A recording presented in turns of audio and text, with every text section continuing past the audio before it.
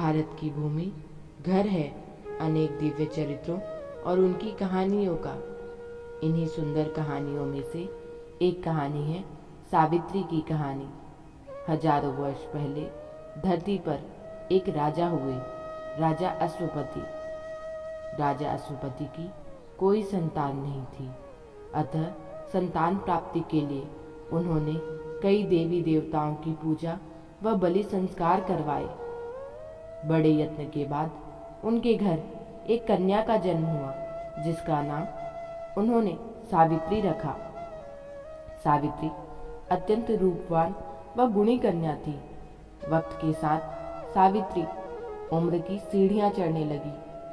अब राजा अश्वपति के मन में उसके विवाह का ख्याल आने लगा था, पर सावित्री के लिए उपयुक्त वर खोजना राजा अश्वपति के लिए अत्यंत कठिन कार्य था। अतः अश्वपति ने सावित्री से कहा कि वह अपने लिए स्वयं उपयुक्त वर ढूंढ ले। पिता की आज्ञा पाकर सावित्री अपने सखियों के साथ वर की खोज में विचरण करने लगी। रास्ते में उन्हें एक युवक लकड़ी काटते हुए मिला, जो अत्यंत रूपवान था और उसका मस्तक राजसी तेज से चमक रहा था। जब सावित्री ने अपनी दासियों से उस युवक के बारे में पता करवाया तो पता चला कि वह राजा द्युमत सेन का पुत्र सत्यवान है और उनका राज्य शत्रुओं ने हड़प लिया है। अतः वह जंगल में अपने अंधे माता पिता के साथ रहता है। सावित्री ने सत्यवान से विवाह का निश्चय किया। उसने यह बात अपने पिता को बताई। उसी समय देवर्षि नारद आए और उन्होंने कहा, तुम अपना चुनाव बदल दो। सत्यवान अल्पायु है, 1 वर्ष पश्चात उसकी मृत्यु हो जाएगी।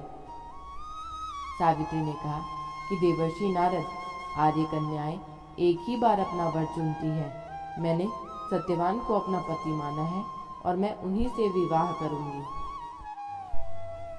सत्यवान और सावित्री का विवाह हो गया। सावित्री अपने पति व सास ससुर के साथ अपना राजसी सुख छोड़कर जंगल में रहने आ गई। वह सत्यवान के दृष्टिहीन माता पिता की उचित देखभाल करने लगी। सत्यवान भी सावित्री जैसी पत्नी पाकर अत्यंत खुश था। 1 वर्ष बीत गया और सत्यवान की मृत्यु का दिन भी आ गया। जब सत्यवान जंगल में लकड़ी काटने जाने लगा तो सावित्री भी सास ससुर की आज्ञा पाकर पति के साथ वन में चली गई। वन में अचानक सत्यवान को चक्कर आने लगा। सावित्री ने सत्यवान का सिर अपनी गोद में रख लिया। तभी भयानक रूप और भैंस में सवार यमराज प्रकट हुए। सावित्री ने पूछा, हे देव, आप कौन हैं? यमराज ने कहा, देवी, मैं यमराज हूँ। तुम्हारे पति की आयु पूरी हो गई है। मैं उसकी आत्मा को लेने आया हूँ। यमराज सत्यवान की आत्मा को लेकर यमलोक को चल पड़े। सावित्री भी यमराज के पीछे पीछे चल दी। यमराज ने सावित्री से कहा, पुत्री, मैं तुम्हारे पति प्रेम से अत्यंत प्रसन्न हूँ, अतः तुम अपने पति के प्राणों के अलावा कोई भी वरदान मांग सकती हो। सावित्री ने कहा कि अगर आप मुझे वरदान देना चाहते हैं तो मेरे सास व ससुर, जिनको शत्रुओं ने अंधा कर दिया है, आप उनकी नेत्र ज्योति उन्हें वापस लौटा दे। यमराज ने कहा, ऐसा ही होगा।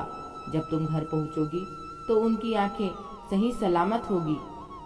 सावित्री फिर भी यमराज के पीछे चलने लगी। यमराज ने कहा, अब तो तुम मेरा पीछा छोड़ दो।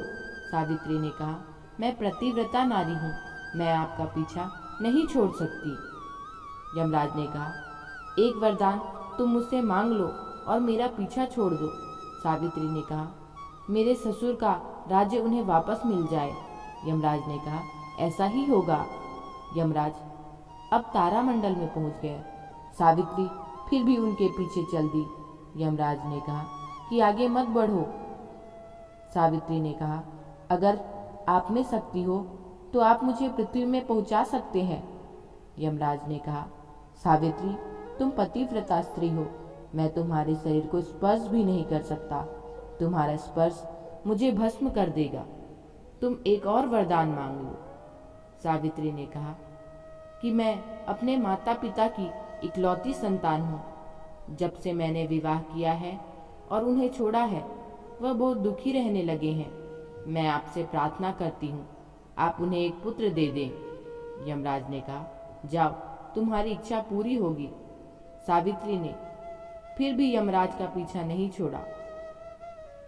सावित्री ने कहा कि आपने मेरे पति का राज्य तो वापस कर दिया, पर उस राज्य को संभालेगा कौन? यमराज ने कहा कि तुम फिर क्या मांगती हो? सावित्री ने कहा, निष्कलंक 100 पुत्र जो उस राज्य को संभाले। यमराज ने कहा, जा, तेरी यह इच्छा भी पूरी होगी। यमराज जब जाने लगे तब सावित्री ने कहा कि अब आप मेरे पति को कहाँ लिए जा रहे हैं, क्योंकि बिना पति के मैं निष्कलंक पुत्रों की माता कैसे बन सकती हूँ। यमराज सावित्री की बुद्धि और पति प्रेम से अत्यंत प्रसन्न हो गए और उन्होंने सत्यवान को पुनः जीवित कर दिया।